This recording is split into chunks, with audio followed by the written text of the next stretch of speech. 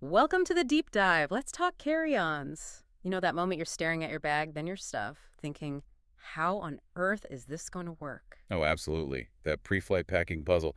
We've all been there, haven't we? Trying to dodge those checked bag fees, especially for shorter trips. Exactly. It's like a national sport. So today we're doing a deep dive, kind of a mission, really. Hmm. We want to unpack some genuinely clever ways to squeeze more into that carry-on. Yeah, moving beyond just, sitting on the suitcase, we're drawing from a great piece by Bennett Kleinman in Daily Passport, 8 clever tricks to fit more in your carry-on. Right. It's about turning that packing stress into, well, maybe even a bit of fun, like Tetris. Like Tetris, exactly. It covers everything from how you, wear your clothes to how you fold them or don't fold them. And even using things like eyeglass cases in new ways. Okay, let's jump in. Trick number one, wear your bulkiest stuff on the plane. Yeah, this sounds obvious, but it's really about volume, isn't it? You're basically using yourself as extra luggage space. Think big jackets, boots, heavy sweaters. The article specifically mentions down, jackets, boots, chunky sweaters, the real space hogs. Right. They take up so much room because of, well, the air trapped inside them. Wear them, and poof, more space in the bag. Okay, but the trade-off, you might be a bit warm walking through the terminal, right? Especially if you're going from cold to hot or vice versa. True, you might feel a bit like a walking sauna for a bit. Huh, yeah. But you can always take layers off on the plane. Use that jacket as a pillow, maybe. Good point. It's a temporary discomfort for potentially big space saving. Makes sense. It really forces you to think what needs to be in the bag versus what can I, manage on my person. Okay, trick two deals with something that always trips me up. Toiletries. The advice.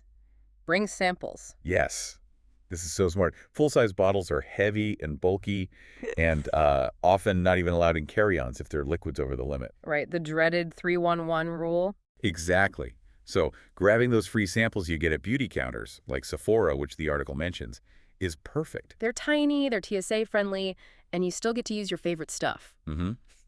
No need to decant into those little plastic bottles that always seem to leak Oh, anyway. but tell me about it. It's about having that little bit of home comfort, your routine, without sacrificing precious space. It really is. It makes you question how much you really need for a few days away. Convenience versus the full size. Definitely.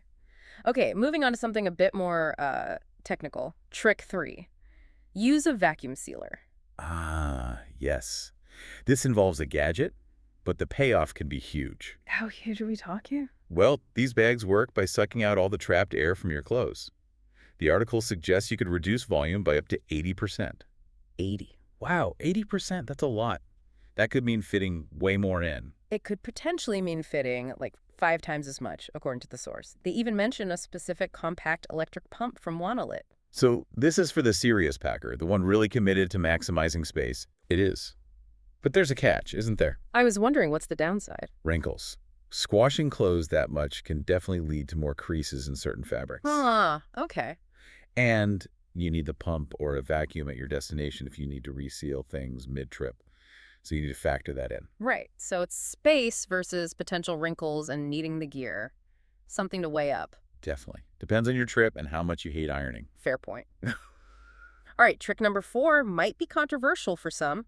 Avoid denim. Yeah, this one targets jeans, denim jackets even, jorts, as the article mentions. Jorts. Okay, maybe not the biggest sacrifice for most travelers, but jeans. People love their jeans. You do, but denim is just inefficient for packing. It's bulky, it's heavy, and it doesn't compress well compared to other fabrics. So purely from a space and weight perspective, it's better to leave it behind if you can. Pretty much. But like the first trick, there's a compromise. Wear them on the plane. Exactly. If you absolutely need your jeans, wear them. Don't pack them. It keeps your bag lighter and leaves room for other things. Makes sense. A lighter bag is always easier to maneuver through airports, too. For sure. It's amazing how much difference one fabric choice can make. Okay, trick number 5 is a classic. Roll, don't fold. I feel like everyone says this. Does it actually work? It really seems to. The thinking is twofold. One, rolling tightly can actually lead to fewer sharp creases than folding. Fewer wrinkles. I like the sound of that. And two, rolled items, like little cylinders, can often fit more snugly together in your bag, filling up those awkward gaps better than folded rectangles. Right, less wasted space. The article adds a little pro tip, too. Use rubber bands to keep the rolls super tight. Oh, that's clever. Extra compression. And it mentions that old frequent flyer secret, stuffing rolled socks or T-shirts inside your shoes. Yes, using every possible cavity. It's all about optimizing. And the article also brings up packing cubes here. Ah, packing cubes. I see those everywhere now. They're great for organization, obviously, keeping things grouped together, but many also offer some compression, kind of like a soft vacuum seal. So they help organize the rolled items and squeeze them down a bit more. Sort of brings order to the rolled chaos, you could say. I like that. Order to the chaos. Okay, next up, trick 6 is one I actually think I might start using immediately. Store chargers in an eyeglass case. Isn't that brilliant? So simple. We all have those spare hard cases lying around. Totally. And chargers are always the worst, getting tangled up with everything. Exactly. An eyeglass case keeps them contained, protected, and easy to grab. No more digging around. Plus, the article suggests it's good for other small things, too, like jewelry or maybe pills. Yeah, anything small and a bit delicate that you don't want getting lost or crushed. It's just a smart repurposing of an everyday item. Makes you think what else we could repurpose. Right. Okay, trick number 7. This is for hat people.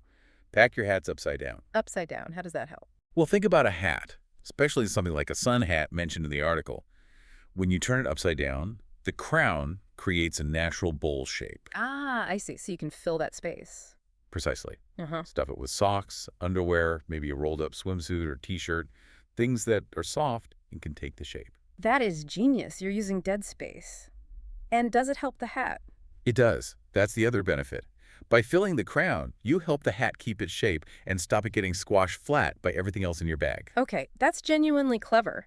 Save space, A&D protects the hat. Win-win. Definitely a neat trick, especially for structured or delicate hats. All right, we're at the final hurdle. Trick number 8 sounds like a last resort. Zip it up first, then add more. Yeah, it's a one last push technique. Huh? You pack everything you think will fit, zip the bag completely shut. Okay. Then you carefully unzip just a small section, maybe near a corner or along the top, Right. and you basically start stuffing. You poke those last few small items, a pair of socks, a thin top, into any little gaps you can find around the edges. So you're using the compression of the already zipped bag to find those tiny extra spaces. Exactly. It's like finding hidden pockets of air and filling them.